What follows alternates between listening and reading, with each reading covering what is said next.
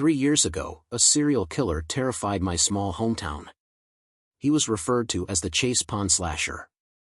He was called that because he murdered 4 people near a pond with that name. 3 bodies were found in the forest, and the other was in the pond itself. The terror lasted for 6 months until he was finally caught. At least, everyone thought the right man was caught. That is until 3 more people went missing a month ago.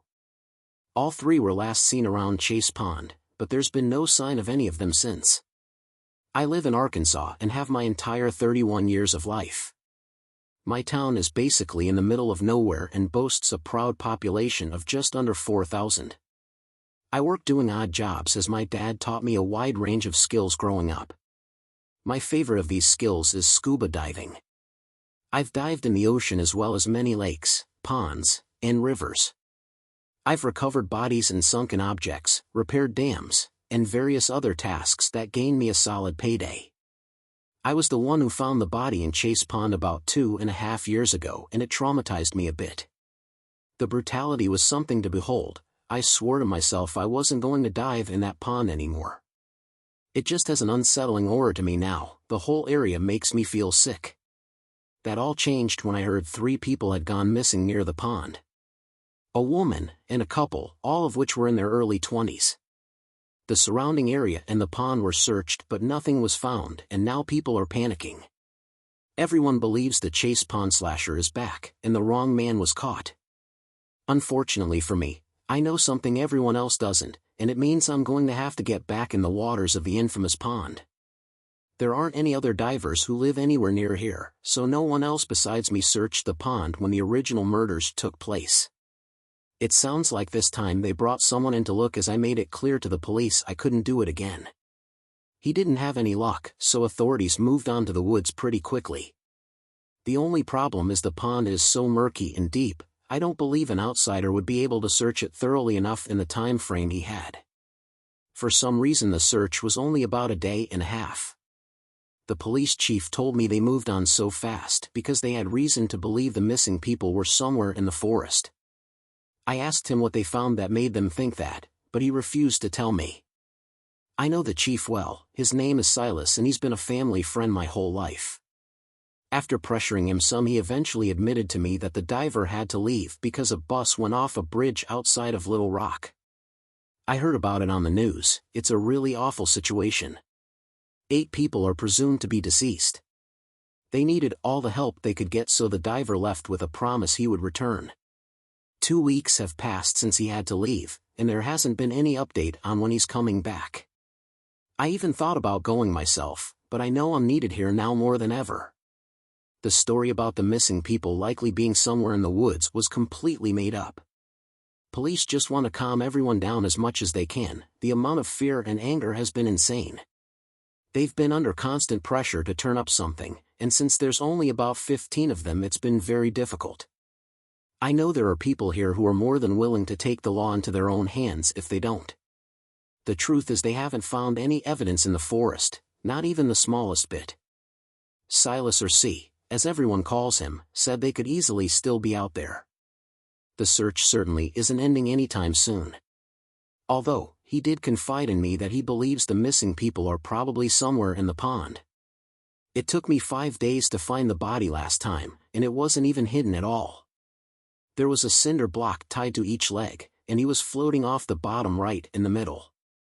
I missed him by what must have only been a few feet multiple times before I accidentally bumped into the body. If the missing people are in the pond and hidden under a sunken log or large rock, odds are you wouldn't ever see them. That's why I know I have to go look again. The diver may never return, and I'm the only one who has the ability and time to search the pond top to bottom. I don't want to, but I can't stop thinking about the poor families of the missing people, and guilt has overcome me. If anyone can find the bodies, it's me, so that's what I'm going to do. I hope I'm wrong and that all 3 are just lost out in the woods. But like C, something tells me they're somewhere on the bottom of that horrible pond, waiting to be found. I drove slowly down the long quiet dirt road that led to the pond. The road is severely unkempt and most people over the age of 25 avoid the area. It was known as a bit of a hangout for young people to drink and do drugs. When the murders happened though, even most teenagers stopped going. Now that people are missing again, the area is completely closed off. I got permission from C to search the pond. He informed me that no one is looking in that area anymore as the search has moved much farther out into the forest. There shouldn't be anyone around to interrupt or question me. He told me to call if I found anything at all. The townspeople are basically on the verge of a riot and the police don't know how much longer they can keep the peace. He also told me about some items that could be used as evidence to keep an eye out for in case I didn't find the actual bodies. The couple had a set of silver jewelry, they apparently always wore them. The man had a watch, and the woman had a bracelet. I obviously hoped to find more than just some jewelry if they were down there, but it was still good to know. I pulled into the small dirt parking lot and turned off my truck.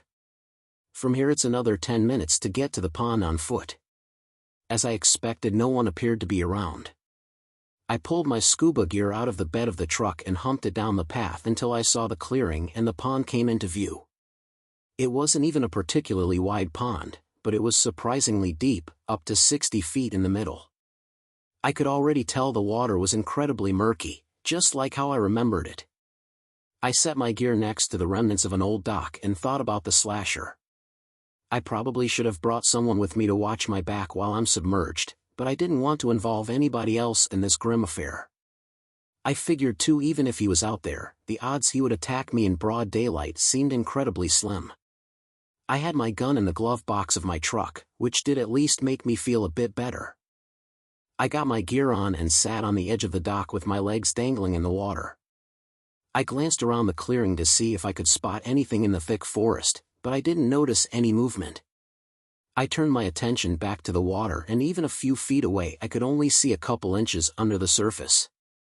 Although the pond isn't super wide like I said, the banks dropped off pretty quickly and even on the sides it went from about a foot deep to 10 in just a couple of steps. The dark water actually encouraged me a bit. I fully believed whatever search the diver had done couldn't have been enough. A day and a half isn't sufficient with this pond. I had every intention of searching for an hour today just to feel it out, and then around 4 hours every day after until I either turned up something or was 100% sure the bodies were not down there.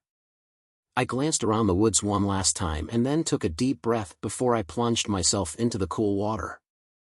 I sank down quickly and just floated a few feet under for a moment until I got a small amount of visibility.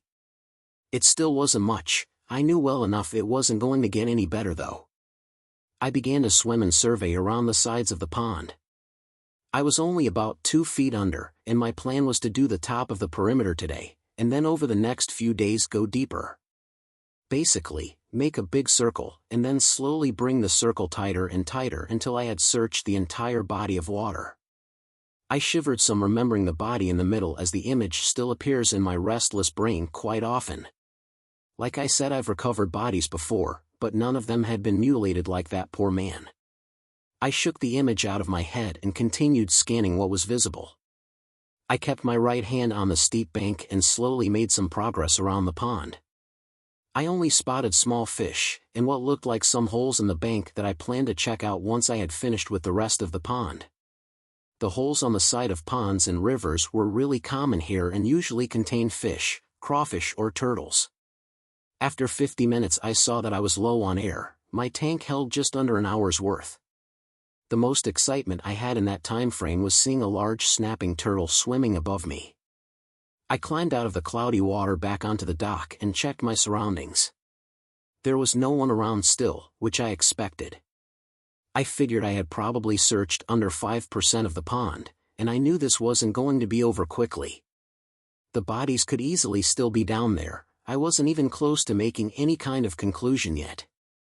I packed up my gear and got back in my truck, beginning a slow drive home.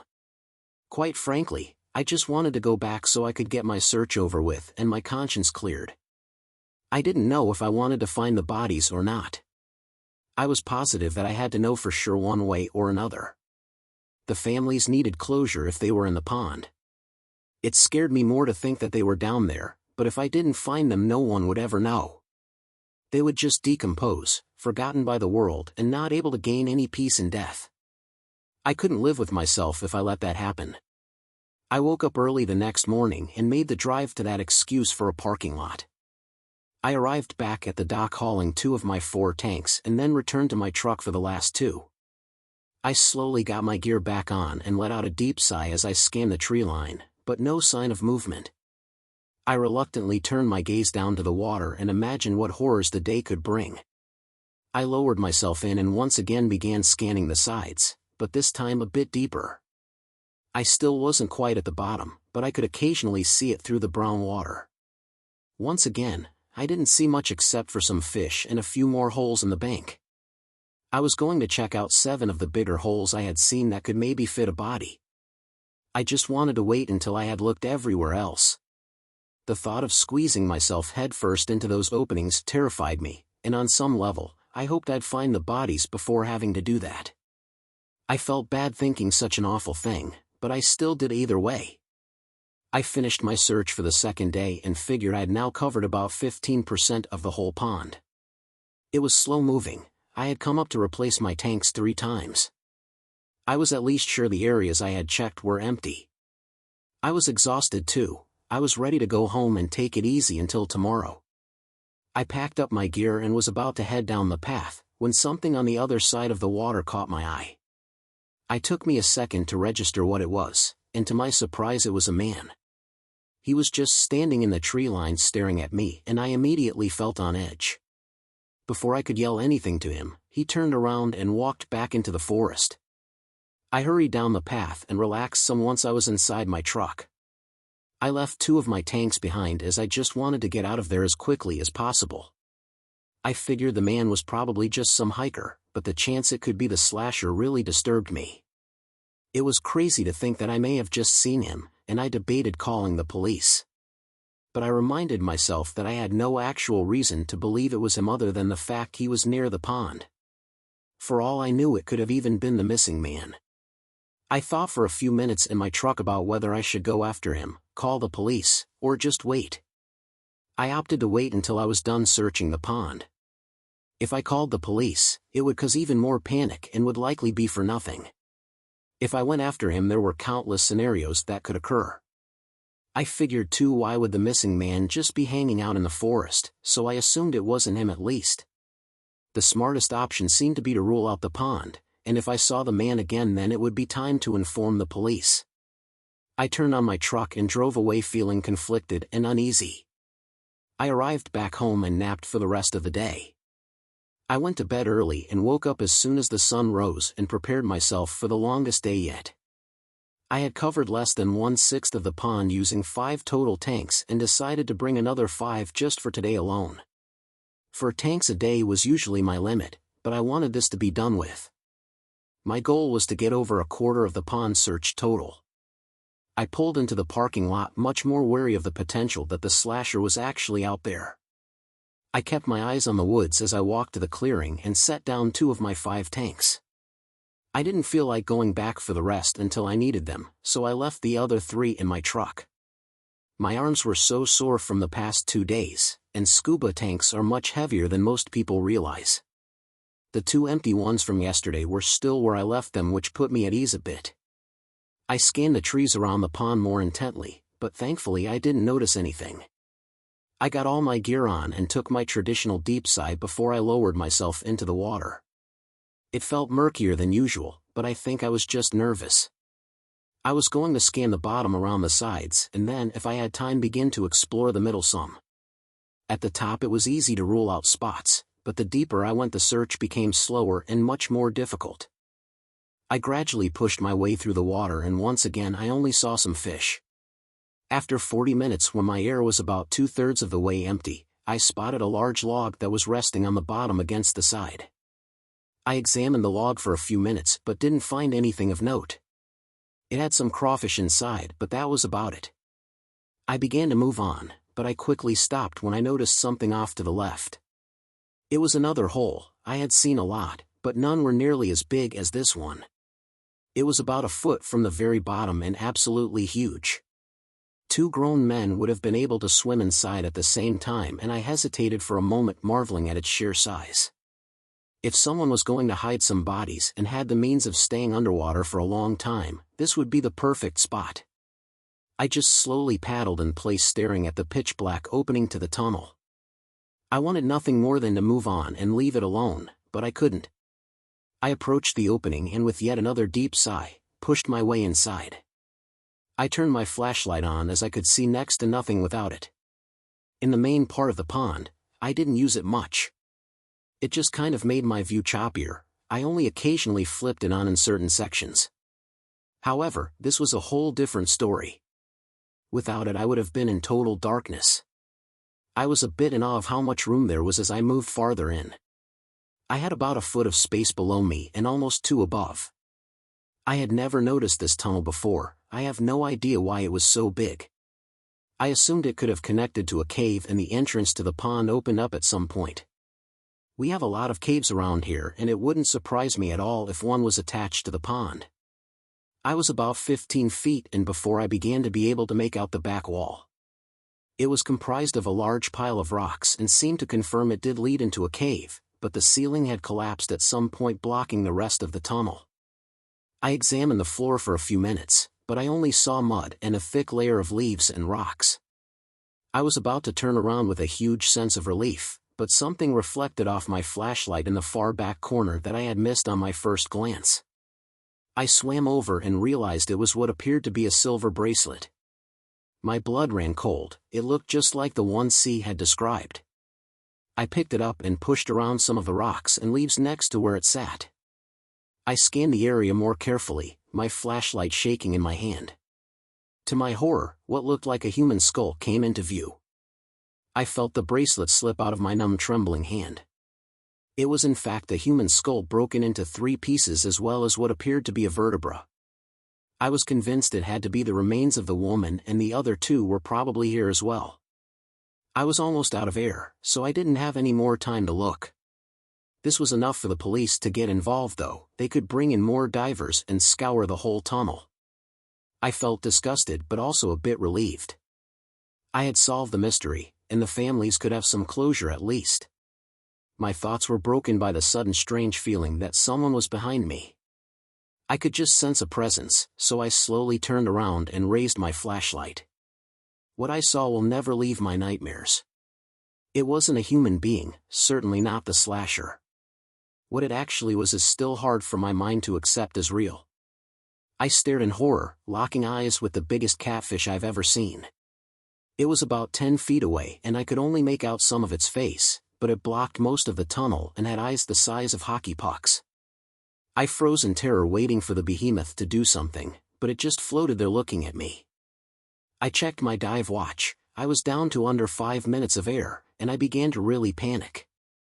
I was cornered in a tunnel by what I estimated to be at minimum an 8-foot catfish. I knew catfish could get big. I had even seen 2 4-footers, but nothing close to this.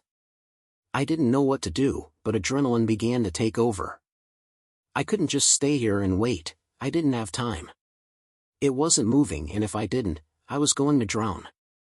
I gathered my courage and pushed myself in its direction. It still didn't budge, not until we were eye to eye. Just then it snapped to life and lunged at my arm. I let out a muffled scream into my regulator as it clamped down and we rolled around for a moment. It swallowed my flashlight in the process and I could no longer see the monster that had half my left arm in its enormous mouth. I couldn't believe how strong it was. I couldn't do anything to get it off. It pushed its way past me, pressing me against the wall and then spinning me around. I slammed off the walls, ceiling, and floor over and over in the dark. I felt my ribs crack and my left arm snap at the elbow. It seemed like it was dragging me back to the end of the tunnel, to total darkness and death. On top of that, my worst possible fear as a diver came true. My tank got caught on the ceiling and was ripped off my back. I was now purely on a breath hold and in immense pain. My adrenaline that was already high entered a whole new gear. I reached onto the ground with my good arm trying to grab anything I could use as a weapon. My fingers dragged through mud and decaying leaves before I felt what I knew to be a bone that was likely a human femur. I didn't even hesitate to grab it, my lungs burned intensely. I jabbed at the fish's face as hard as I could muster. I eventually felt it release my arm and make a croaking sound. I assumed I had caught its large eyes and frantically pushed my way back towards the dim light of the entrance. I swam desperately down the tunnel waiting for the catfish to grab my leg and pull me back into its lair. I pushed with everything I had, using all the strength that remained in my body. My left arm just hung uselessly at my side and I couldn't tell if my ribs or lungs hurt worse. I managed to escape into the main pond and lunged my way towards the sky that grew brighter. My chest burned and my head pounded. I could feel movement behind me too. I reached the surface just as my lungs felt like they were going to explode. I sucked in air as I splashed over to the shore and tried to climb out, shaking with terror. I was about 20 feet to the right of the dock, but I had to get out as soon as possible.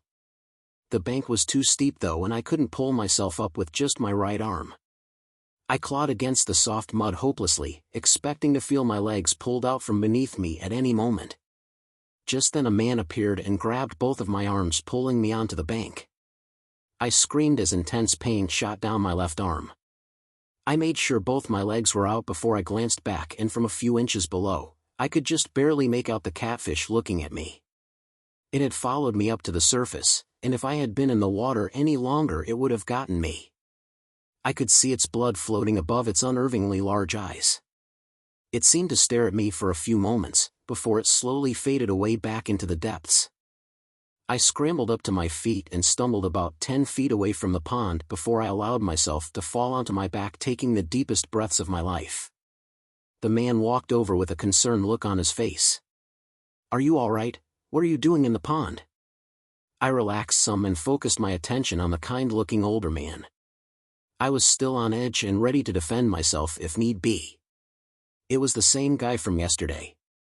I was wary, but since he pulled me out of the water, I figured he probably wasn't planning on hurting me. "I was looking for the missing people. Who are you?" "I got permission from the police to be here. Why are you here?" I demanded sternly. "I live on the other side of the pond, man, about 2 miles away through those trees. I know the pond's closed off, that's why I was watching you. I was trying to figure out what you were doing." I fully relaxed once he said that. I guess he still could have been the slasher, but at that moment I didn't even care. "If you have a phone, we need to call the police right now. I found the bodies of the missing people." I paused for a moment, and what's responsible? The whole police force turned up to the pond, even officers from the next county over came too. They got the best fishermen in town to try and pull the catfish out. After 3 days they finally were able to, after a 2-hour-long battle.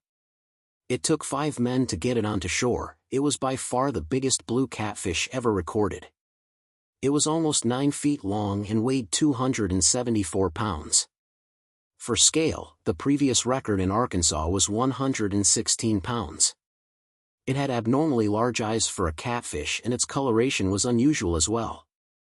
People weren't even totally sure it was actually a blue cat. There just aren't any other species that live here, or all of America for that matter, that made any more sense. Even more disturbing, the remains of all 3 of the missing people were found in its stomach. To make matters worse, there were actually other human remains too. The police are trying to identify who they are, but they haven't had any luck yet. It does seem at least they aren't from our town. No one knows for sure if the fish pulled the deceased down while swimming or if they fell in, but if nothing else, our town's missing people are accounted for. I just hope they find out who the others are soon. Their families deserve some peace too. 4 of my ribs and left arm were broken, not to mention torn ligaments in my elbow and a concussion. I'm still recovering from the injuries, but I don't even care. I'm just happy to be alive. The guy who pulled me out really does live near the pond, and I'm thankful he was around to help me. I got a chance to talk to him while we were waiting for the police to show up. He seemed like a really nice guy. He apparently builds houses for a living and has actually only lived here for about 5 years. He joked some that after all the chaos of the past few years he may have to move, and I can't say I'd blame him if he does. The panic in town began to die down once the bodies were found. The decision was also made to close the pond off permanently. I don't think they even really needed to do it. No one wants to go near that place. Part of me wonders if the slasher is still out there. Maybe he killed those people and threw them in the water. people seemed to ignore that aspect as everyone was quick to solely blame the fish. The police are still investigating the area, so I try not to worry about it too much. Besides, if not thinking about it makes folks feel better, then who am I to say anything about it? The catfish actually ended up being fried and was offered to anyone that wanted a plate. I had no interest in that myself. The thought of eating a fish that had consumed human beings absolutely disgusts me. I think some people viewed it as justice, like since it ate some of us, we're going to eat it. I guess that made sense. It didn't change how I feel about it though. I just wish I could get its face out of my head. Even almost a month later I see the fish in my unsettling dreams every night. I wake up choking on imaginary water with the overwhelming feeling of being stuck in that tunnel with human bones surrounding me. I think on some level I'll always be trapped in the monster's lair with those poor souls, desperately still trying to escape.